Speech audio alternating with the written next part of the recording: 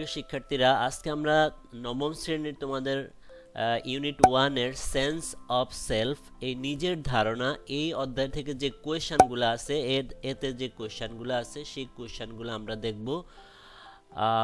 আশা করি তোমরা আমার সঙ্গেই থাকবে। প্রিয় শিক্ষার্থীরা, আজকের ভিডিওতে সবাইকে স্বাগতম জানাচ্ছি। তোমরা যদি আমার চ্যানেলে নতুন হয়ে থাকো, এরকম গুরুত্বপূর্ণ ভিডিওর আপডেট পেতে চ্যানেলটি সাবস্ক্রাইব করে রাখবে। ভালো লাগলে লাইক কমেন্ট করবে আর সম্পূর্ণ ধারণা পেতে পুরো ভিডিওটি না টেনে দেখবে। তাহলে চলুন শুরু করা যাক।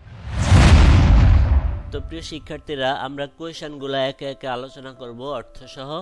এখানে আনসার টু দ্য এ নাম্বারের যে কোয়েশ্চনগুলো দেওয়া আছে, প্রথম যেই কোয়েশ্চনটা সেটা হলো কি, why is the rooster called mister Moti? মোরগটিকে কেন মিস্টার মতি বলা হয়? তাহলে এই প্রশ্নের যে আনসার আমরা পাবো সেটা হলো the rooster is called mister Moti.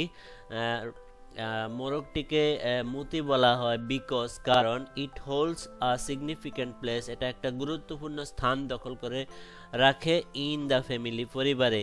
The title mister, এই মিস্টার যে টাইটেলটা দেওয়া আছে, দ্য টাইটেল মিস্টার সাজেস্ট, এটি পরামর্শ দেয়, এটি বুঝায় দ্য ফ্যামিলিজ অ্যাফেকশন, পরিবারের যেই স্নেহ অ্যান্ড রেসপেক্ট এবং শ্রদ্ধা ফর দ্য রোস্টার, মোরগটির প্রতি পরিবারের যে শ্রদ্ধা এবং স্নেহ সেটাকে বোঝায়। আর ট্রিটিং ইট, এটাকে বিবেচনা করা হয় অলমোস্ট লাইক আ ফ্যামিলি মেম্বার, এটাকে পরিবারের একজন সদস্য হিসাবে বিবেচনা করা হয়। এই ছিল আমাদের কোয়েশ্চন 1। এবার আমরা চলে যাব কোয়েশ্চন 2-তে। কোয়েশ্চন 2-তে, is the writer trying to compare, লেখক কি চেষ্টা করতেছেন তুলনা করার জন্য the son with the rooster? What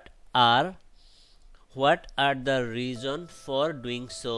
লেখক কি সেলের সঙ্গে মোরগটির তুলনা করার চেষ্টা করছেন? কেন তা করা হয়েছে?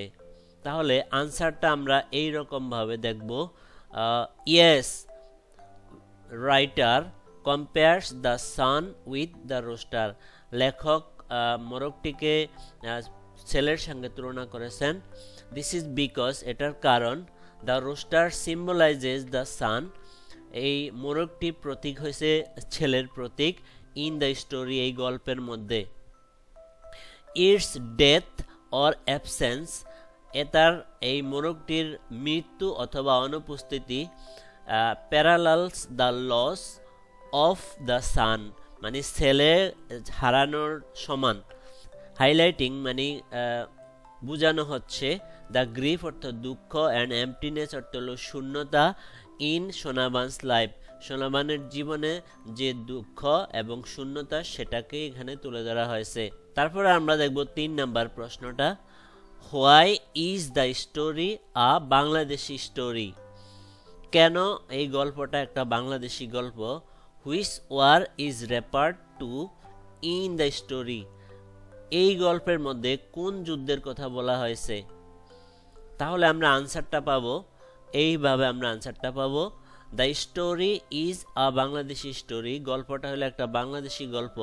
বিকজ, কারণ ইট রিফ্লেক্টস দ্য রুরাল লাইফস্টাইল, এটা প্রতিফলিত করে গ্রামীণ জীবন ধরন, এবং কালচারাল এলিমেন্টস অব বাংলাদেশ, বাংলাদেশের যে সাংস্কৃতিক যে উপাদান আছে সেগুলা কি করে ধারণ করে, প্রতিফলিত করে। The war referred to in the story, এই গল্পের মধ্যে যেই যুদ্ধের কথা বলা হয়েছে ইজ হলো the liberation war of Bangladesh in 1971, 1971 সালে বাংলাদেশের যে স্বাধীনতা যুদ্ধ হয়েছিল সেটাকেই উল্লেখ করা হয়েছে। হুইচ প্রোপাউন্ডলি, যেটা গভীরভাবে অ্যাফেক্টেড, প্রভাবিত করে the lives of common people, যেটা গভীরভাবে সাধারণ মানুষের জীবনকে প্রভাবিত করে। এবার আমরা দেখব 4 নাম্বার যে প্রশ্নটা আছে, do you know what cock fighting is? তুমি কি জানো মোরগের লড়াই কি? তাহলে আনসারটা হবে এরকম, yes, cock fighting is a traditional and open controversial sport, মানে কক ফাইটিং হলো একটা ঐতিহ্যগত এবং প্রায় একটা বিতর্কিত খেলা, কন্ট্রোভার্সিয়াল মানে বিতর্কিত, হয়ার যেখানে টু রোস্টার্স দুইটা মোরগ আর মেড দেওয়া হয় টু ফাইট যুদ্ধ করার জন্য, ইউজুয়ালি সাধারণত ফর এন্টারটেইনমেন্ট বিনোদনের জন্য, অর গ্যামলিং পারপজ অথবা বিভিন্ন জুয়া খেলার উদ্দেশ্যে এই ধরনের খেলার আয়োজন করা হয়। ইট ইজ ক্রুশিয়াল, এটা খুবই একটা ঘৃণ্য কাজ, অ্যান্ড এবং is band in many places, এবং অনেক স্থানে এটাকে নিষিদ্ধ করা হয়। তারপর আমরা শেষ প্রশ্নটা দেখব, 5 নাম্বার যে প্রশ্নটা আছে সেটা, হোয়াট ডু ইউ থিঙ্ক, তুমি কি মনে করো, about the mother son relationship, মা ছেলের সম্পর্কে তোমার কি মতামত? তাহলে আনসারটা আমরা দেখব, the mother son relationship in the story is deeply emotional and significant, মানে এই গল্পের মধ্যে মা ছেলের যে সম্পর্ক সেটা গভীরভাবে আবেগিক এবং তাৎপর্যপূর্ণ। দ্য মাদার্স গ্রিপ, মায়ের দুঃখ, অ্যান্ড এবং অ্যাফেকশন, দ্য মাদার্স গ্রিপ মায়ের দুঃখ, অ্যান্ড অ্যাকশনস এবং ক্রিয়া, রিফ্লেক্ট অর্থ প্রতিফলিত করে, হার ইমেন্স লাভ তার অপুরন্ত ভালোবাসা, অ্যান্ড অ্যাটাচমেন্ট টু হার সান এবং তার ছেলের সাথে তার যেই সম্পর্ক সেটা প্রকাশ করে।